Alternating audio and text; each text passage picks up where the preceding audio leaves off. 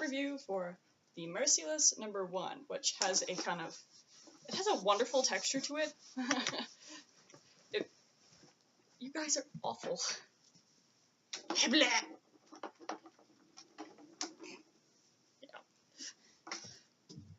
So it feels like a journal, and yeah, I'm well aware that it's pink and it has a fucking upside down pentagram on it, which, yeah, I know. Stereotype. Gothy stereotype. And the back is, "Forgive us, Father, for we have sinned," which, yeah, very obvious Christian themes there. And that is a very sticky out thing with this book, is there is a lot of Christian themes in it. A lot. But basically, this book is torture porn. It is full stop, in your face, from the beginning to the end, torture porn.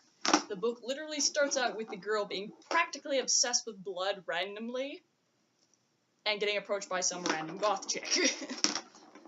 So if you want to read a bunch of torture porn, basically, this is the go-to, because the entire book is torture porn.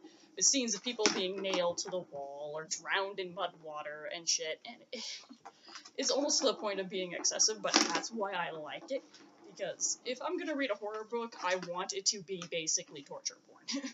Because those haunting horror books, they're fucking boring. This is not fucking boring. Though it was definitely kind of awkward to read it in a public place, especially sitting there with this pink book that's got this pentagram on the cover, sitting there like, ha, what the fuck? Because there is a lot of what the fuck moments in this book.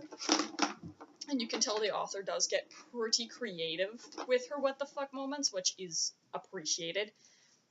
And I'm actually surprised that it got released for the YA section. Probably the only reason it got away with that at all is because the characters were teens. If they weren't teens, they probably wouldn't have been able to put it in the teen section. Even then, I'm still kind of surprised. But I like the fucking cover. Its minimalisticness is nice and everything. And there's even a little upside down cross with St. Peter's cross in the name. All those little notes are nice. My only two big complaints really with the book is the Christian stuff is excessively preachy. Excessively preachy. If it wasn't for all the excessive amount of torture porn, basically, the religious overtones and the preachiness of the 2 or 3 main characters who are ridiculously hardcore Christians would make this book completely unreadable to me. Only one of the main characters isn't a complete, devout, in-your-face, preachy Christian. 3 of them are preachy Christians, and then 1 is the evil character. And as for their characters, like, the 3 preachy girls, they're stereotypical preachy Christians who are, well, kind of fucking crazy, possibly a bit amoral, and not nearly as good as they pretend to be. And they're just shitty people, which is what I expect. And that's one thing I do like about the Christianity that's in this book, is it's only portrayed negatively. Christianity is not portrayed in a positive way at all at any point by this book, whatsoever. Christianity is completely treated as negative, dangerous, unhealthy, etc.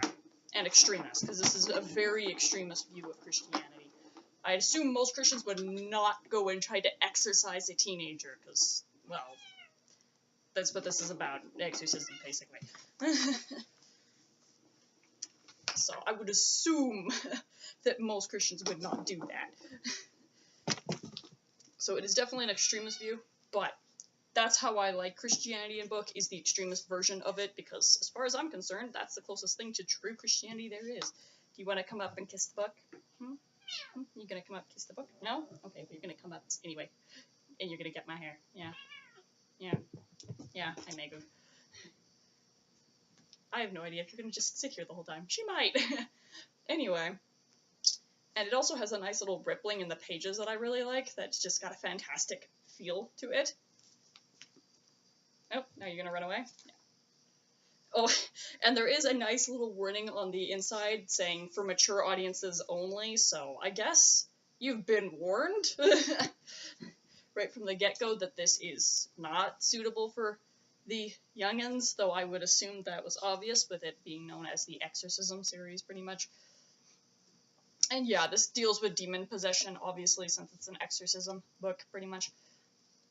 And my other main problem with the book is actually with the evil character, who is a goth. And one of the big things that happens with the Christian characters is their whole reasoning for thinking that this girl is possessed and evil is because she's a goth. And there's a lot of that in this book, portraying all dark-clad gothy people as they must be possessed by demons. They are contorting with the devil. They are evil. And that is an annoying as fuck stereotype, and it kind of pisses me off. And in this story, it made me completely 100% root for the demon-possessed goth girl. I definitely was not rooting for the Christians. I was hoping they were going to fail and die miserably. But this being a horror book, I guess go on with what you want. And the ending is... well, the ending has 2 twist endings, so that is fucking neat as shit, and one came out of fucking nowhere, and was completely confusing at first, but was fucking awesome too. It basically sets up the second book as well. And yeah, the second twist ending is fucking great. I'd read it just for the second twist ending, because it's really good. And surprisingly, adults don't get involved in this book, like, at all. All of the violence and everything is only perpetrated by the teenagers. No adults whatsoever. Which is a little weird, but it's also kind of neat as well. Because could you imagine people getting away, teenagers getting away with torturing someone in their basement for, like, days on end, and then all of a sudden they disappear and all this other crazy shit? Like, in the real world, it probably wouldn't happen. But, whatever.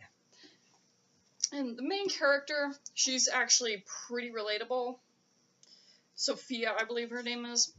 She is quite relatable, because she's always questioning, like, is this girl actually possessed? Are these Christian people fucking crazy? And most rational people would question that shit too if a bunch of 3 random teens who seem kind of Christian-obsessed start talking about wanting to exercise and basically torture someone for wearing black clothing. Like, I would hope most people would think that those 3 girls are insane and fucked up and not go along with it. But...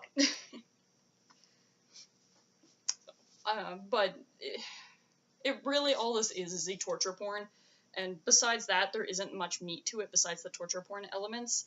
And it does have those particular issues, which I don't like so much. But overall, it is a good, exciting read.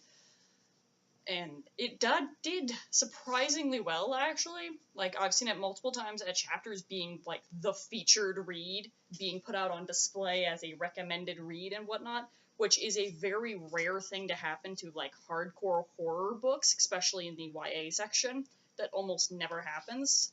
Especially when you have a book that has a giant fucking upside-down pentacle or pentagram on the fucking front cover. A lot of parents are going to look at that and go, no, you're not reading that. Because, you know, parents can be overprotective and whatever. Like, even my mom didn't really like this when she saw me with it. She was not too happy. She was looking at it like, those are signs of evil, which they're not signs of evil, but my mom is kind of a bit of a Christian. And not super in the know on many things.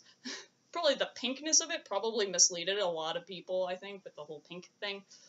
Which is a weird thing. All the books in this series are fucking pretty.